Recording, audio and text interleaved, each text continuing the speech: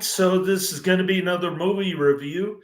This one's called My Favorite Brunette, 1947. I'm giving it 1 out of 5 stars. I've got to put RANT on here. I hate this flick. I'm giving it 1 out of 5 stars. I do not like Bob Hope, and I do not like Mother Teresa, JP2.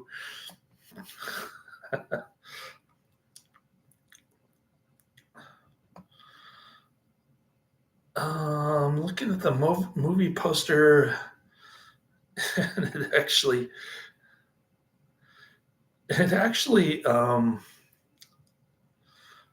does look better than the movie itself. I don't think Dorothy Lamour gets into a skimpy green outfit with flour in her hair, but she is very attractive though, in a little nightie. Anyways, it's supposed to be a film noir, but it's more like a comedy with Bob Hope, stupid jokes, and slapstick stuff. It's I didn't laugh a single time in this one. I hate this flick. I'm giving it 1 out of 5 stars. My favorite Brunette is a 1947 U.S. romantic comedy film and film noir parody directed by Elliot Nugent and starring Bob Hope and Dorothy Lamour, written by Edmund Baloyne and Jack Rose. The film is about a baby photographer on death row in San Quentin State Prison who tells reporters his history while taking care of his private eye neighbor's office. He is asked by an irresistible, irresistible, irresistible, irresistible baroness to find a missing baron, which initiates a series of confusing but sinister events in a gloomy mansion and a private sanitarium. Spoofing movie detectives and the film noir style, the film features Lon Chaney Jr. playing Willie. I forgot to correct his name in the description. I mean, in the tags. Sorry. It should be. If I put a comma in the tags, it always separates. So we'll save that. Fixed his name in the tags. I think we're good. Willie is a character based on his Of Mice and Men role, Lenny. Peter Lorre as Kesmet, a comic take on his many film noir roles, and cameo appearances by film noir regular Alan Ladd and Hope partner Bing Crosby. Sequences were filmed in San Francisco and Pebble Beach, California. It's kind of interesting to see California and Stockton. How it's sort of evolved into Chinatown now. Anyways. I'm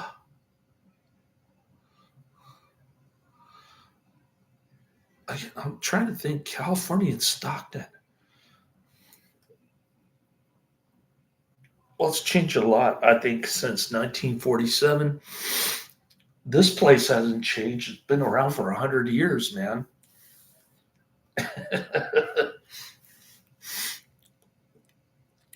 Production company Hope Enterprises, distributed by Paramount Pictures.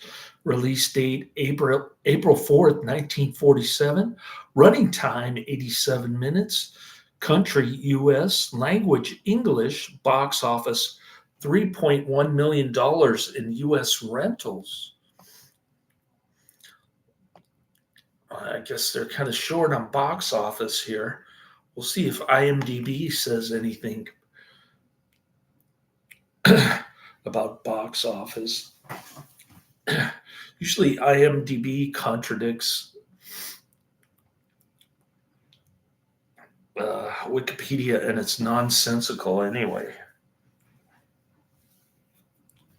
It will have the same, for instance, it will have the same figures for US and Canada and worldwide as if it didn't get distribution outside of US and Canada, which is not always the case. The story is told in flashback from death row as Ronnie Jackson Bob Hope relates to a group of reporters the events that led to his murder conviction. Ronnie's a San Francisco child photographer who dreams about being a private detective like his office neighbor, Sam McLeod, played by Alan Ladd. One day he is mistaken for McLeod by mysterious woman in distress, Carlotta Monte, played by Dorothy Lamour, who claims that her wheelchair-using husband was kidnapped. A sinister figure, Lorre, listens at the box office door. A sinister figure, Lorre, listens at the office door. I'm still thinking about box office, but it's actually the office door of Sam McLeod, who's going off somewhere to Chicago or something. I don't know. Carlotta gives Ronnie her address, a map, and a $5,000 ring as payment, telling him that no one must know he's a detective. Ronnie hides the map in the cups next to his office water cooler. He then drives to the address, which is a mansion down the peninsula. Kismet Peter Lorre greets him at the door, and Kismet steals Ronnie's handgun. Carlotta tells Ronnie that the missing man is not her husband, but actually her uncle, who was on a secret mission. She says the mansion belongs to her uncle's former partner, Major Montague. Major Montague then enters the room and tells Carlotta she has a phone call. When Carlotta leaves, Montague says he knows Ronnie is a private detective, and Montague claims Carlotta is mentally ill, showing him her uncle, a wheelchair-using man in the next room who obviously hasn't been kidnapped. When Carlotta returns, she says that it was her uncle on the phone. Ronnie thinks she is mentally ill. Ronnie tries to get out of his deal to help her despite the flirtatious nature, nearly winning him over. He's, as they say, well, I won't use that term, but he wants to get in her pants. As Ronnie leaves, he finds that his handgun is missing, and he sees the gang inside the wheelchair-using man standing standing up. He's a doppelganger. He's an imposter. Ronnie realizes Carlotta is sane.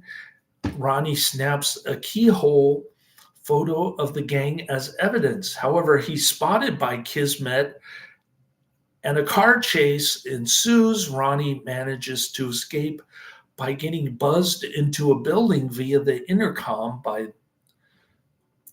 many women after saying he's Joe. I guess that's supposed to be funny. I don't know. I'm not into Bob Hope humor. I'm sorry. This movie is not for me. It didn't age well. Ronnie develops the photo showing the uncle walking about before he can tell the police. Kismet slugs him over the head. Kismet burns the photo negative Ronnie had on him. When Ronnie comes to, the prior day's photo customer arrives, and Ronnie gives her what he thinks is her child's photo negative. He then drives back to the mansion with the police. This is the theme of the movie. Okay, Bob Hope is such a klutz. He misplaces the photo negative, and then he misplaces the record. He misplaces the plug to the record recorder. And the entire movie is like this. He drives back to the mansion with the police. The mansion is deserted with Kismet posing as the gardener. The police believe Kismet over Ronnie,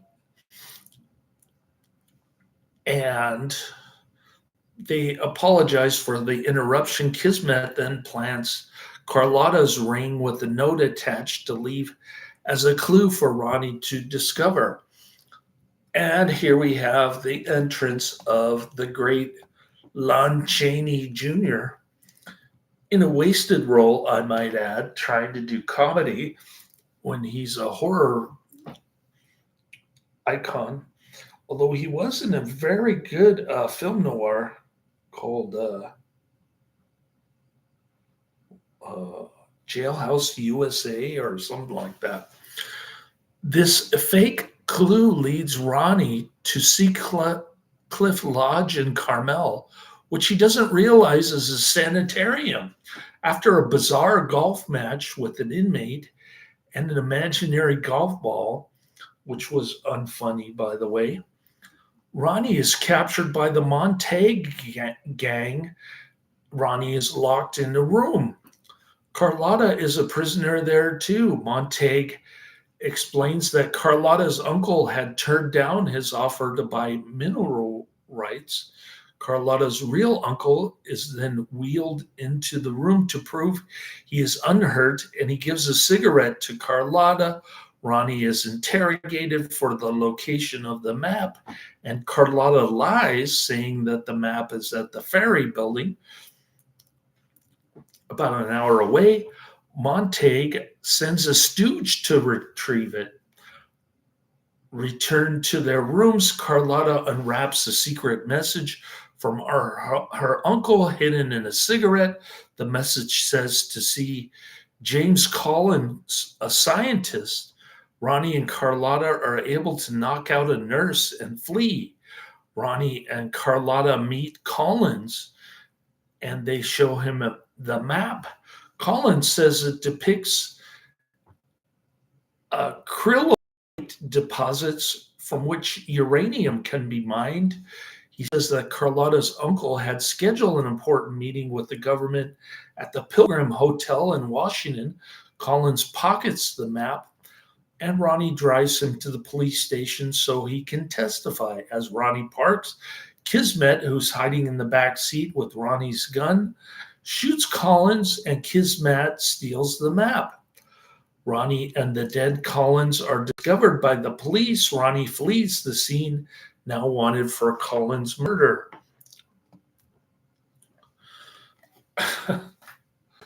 This movie is just one haphazard event after another.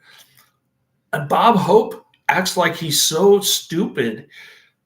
He even becomes friends with Lon Chaney Jr., who's completely retarded. He's like cracking walnuts with his arm, and he's bending bars. And he just looks like, I don't know. I don't know if he's drunk or retarded or both.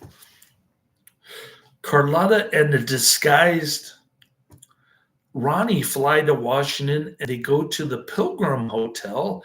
They answer a help wanted ad applying as a bellboy and a maid. In the Montague gang suite, they record the gang's confessions, including Kismet's confession that he murdered Collins. That's the only confession that they recorded because stupid Bob Hope had the record recording device unplugged most of the time, and that was the gag. He kept kicking the plug, thinking that it was plugged in the whole time. But when the police are called, Kismet switches the records, of course, because Bob Hope is still so stupid he's not looking. And Kismet throws the incriminating record out the window. That's the only incriminating evidence that can get Bob Hope off the hook, or at least so it seems. There's an interesting plot twist at the end. Ronnie is arrested for a Collins murder and taken away. The gang still has the map and Carlotta's real uncle. The flashback ends. Ronnie is on death row, cursing Carlotta for disappearing and not testifying at his trial. He says, typical woman. Oh, you can't say that anymore in the movie, but that's not what makes the movie bad. When the warden comes to get Ronnie for this execution, Ronnie faints. When he comes to, Carlotta's there. Carlotta tells him that he's a free man. Ronnie had mistakenly given the keyhole photo negative to his customer. The photo revealed the uncle as an imposter. Carlotta said that a detective captured the gang and the rest was routine. Ronnie is cleared and Carlotta's uncle is safe. The warden tells the executioner that the execution was canceled. The executioner, who happens to be Bing Crosby in a cameo role, curses and he walks away. I'm not familiar with this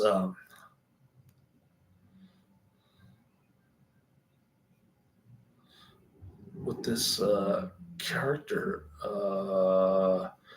Alan Ladd. I guess I haven't watched enough film noir to be familiar with that name, or maybe I just forgot Alan Ladd. What movie was he in?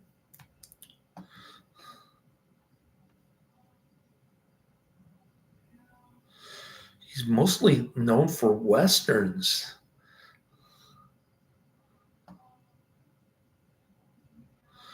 Oh, he was in The Great Gatsby, 1949. Interesting.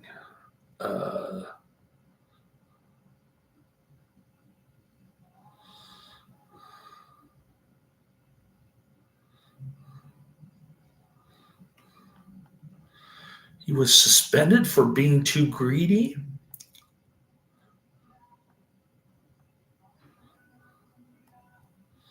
Yeah, I don't know anything about this guy. Anyways, Bosley Crowther of the New York Times liked the film, saying Paramount knows a good thing when it sees one, especially when it earns a pile of bucks, and it also knows that there is magic in the juxtaposition of Mr. Hope and a dame, any dame this side of Woodlawn, and a preposterously turbulent plot. That's why the Paramount's new picture, the aforementioned My Favorite Brunette, which candidly observes these criteria, is a commendably funny film. Maybe it was in 1947. Not so much for me, at least, because I'm not a Bob Hope fan. I don't find him funny at all. I know he entertained the troops during World War II, and so that made him a hero of sorts, I guess. A good patriotic man, just like my pastor and my buddy from Santa Rosa who gave me this movie poster, the one that I damaged the first time. The second one is kind of ripped and torn at the top, but you can't really see it from a distance. That's why I'm not doing close-up video of the movie poster. You've already seen it. If you're familiar with this channel, you've already seen the movie poster. I'm not gonna go back and review it again. My Favorite Brunette was described by a reviewer for the Petersburg Times as a first-rate Bob Hope performance. Well, if this is first rate, I hate to see what second rate is. In 1975, the film entered the public domain in the United States because the claimants did not renew its copyright registration in the 28th year after publication. That's why I watched it on Cult Cinema Classics. I tortured myself. My Favorite Brunette has been widely available on home video, with most copies varying in picture and sound quality. It was released by Video Treasures in early 1995 on VHS under license from All American Television and Columbia Pictures Television. There have been authorized video releases of the film under license from the Bob Hope estate and distributor Fremantle Media North America. Using the original negatives stored at Sony, the film was released by BCI Eclipse Company in 2007 in an HD DVD double feature with Son of Paleface and Shout Factory in 2010 in a DVD box set with other Hope films. Kino Lorre released the film on DVD and Blu-ray in 2017. Nobody's in the chat room again. The channel a little bit. My Favorite Brunette, 1947. Kind of a funny looking movie poster, orange color with Bob Hope in a mustache disguise. And some kind of white woman who doesn't look at all like Dorothy Lamour.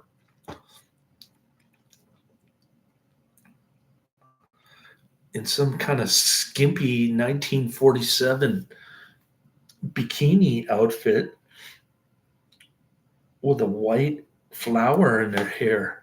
Interesting. All right, My Favorite Brunette, 1947, 1 hour, 27 minutes, good time.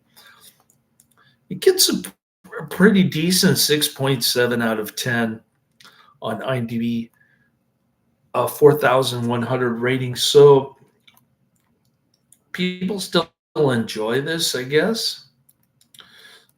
I'm just not into the Bob Hope humor thing.